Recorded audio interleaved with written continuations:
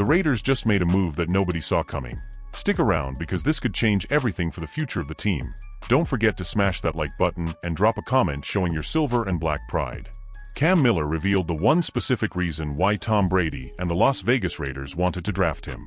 We all knew that the Las Vegas Raiders wanted to draft a quarterback in the 2025 NFL Draft. We didn't know that they wouldn't take any of the major names we were hearing before the 2025 NFL Draft.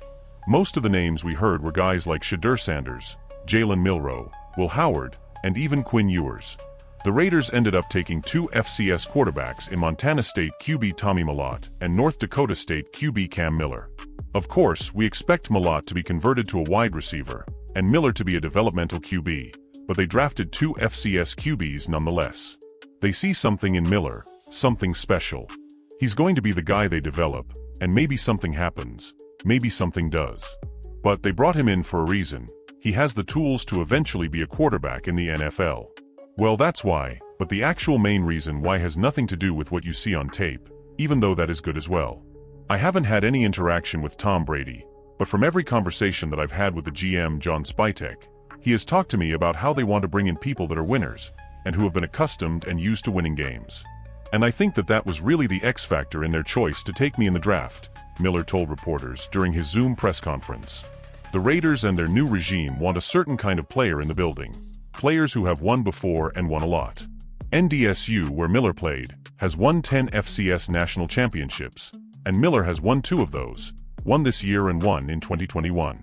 This franchise has done a lot of losing over the last 20 years, and they need to get that stink, if you will, out of the building. So they need to bring in guys that they don't have to teach how to win. And they have done that with Miller, Mellott, Jeanty, and a few others as well.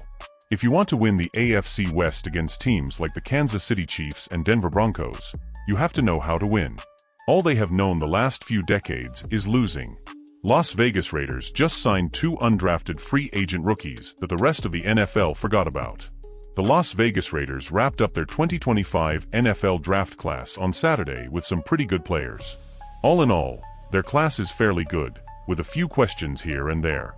Now it's about their UDFA class, or their undrafted free agents, that they sign. UDFAs are very important because a lot of these guys will make up your practice squad. And just like last year, some of these guys will make your 53-man roster, just like Amari Gaynor and Ramel Keaton did for the Raiders under the last regime.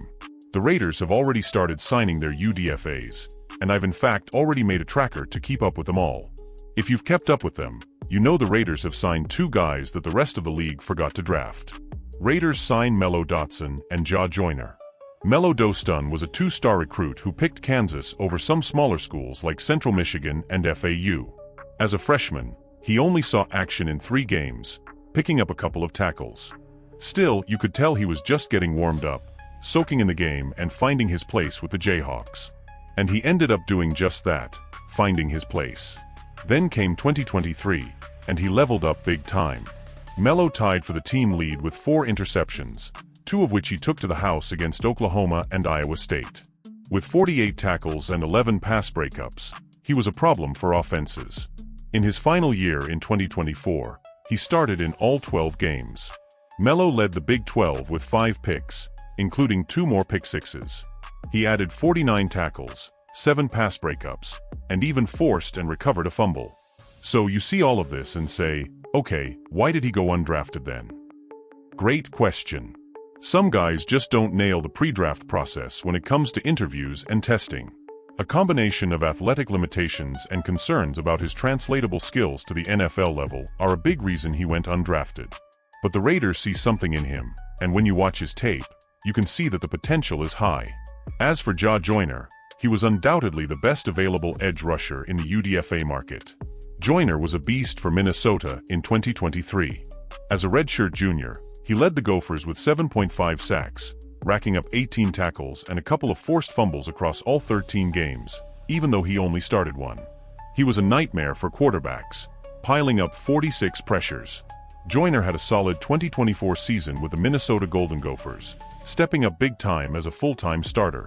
He played and started all 12 games, racking up 32 tackles, 6 tackles for loss, and 4.5 sacks, while forcing 2 fumbles and batting down 7 passes. It's a travesty that these kids didn't get drafted. but the Raiders will gladly take them on their team. Darien Porter made it very clear that he isn't just a pick for the Las Vegas Raiders' future. When the Las Vegas Raiders hired former Seattle Seahawks HC Pete Carroll, he and everyone else made it clear that this was not going to be a rebuild. John Spytek, the former Tampa Bay Buccaneers assistant GM, made sure everyone knew it too. They were not coming here to continue losing. They were coming to make this franchise what it's supposed to be, a competitive, respectable franchise.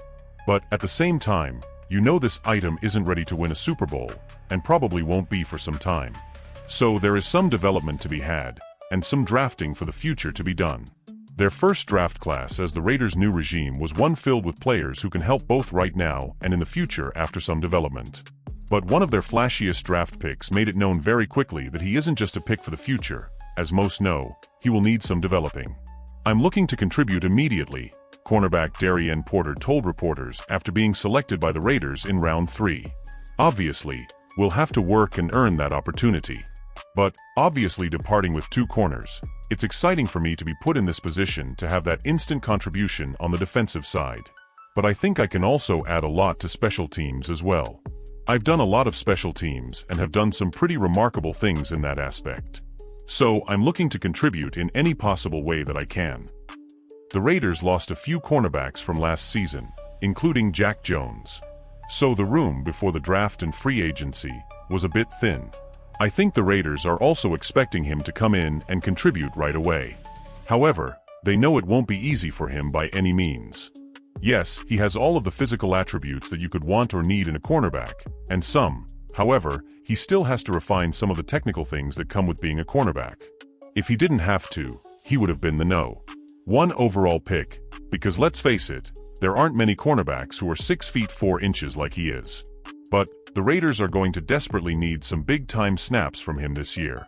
And there's no reason to believe he can't provide them. Who knows, he could even win a starting position through training camp. Remaining to-do list for Raiders after draft. The Las Vegas Raiders had themselves a good 2025 NFL draft. They got the players they wanted at the top of the draft, middle of the draft, and late in the draft. The Silver and Black also made a lot of moves during the draft to put themselves in a better position to take more players later in the draft. Head coach Pete Carroll and John Spytek did a good job of drafting the team's biggest needs. Now that the draft is come and gone, the Raiders are looking to put in the final touches in what has been a good offseason for them. The Raiders have signed some undrafted free agents to add to the roster. They can still go after free agents that have not found a team yet, and make any more adjustments they need before they get things rolling.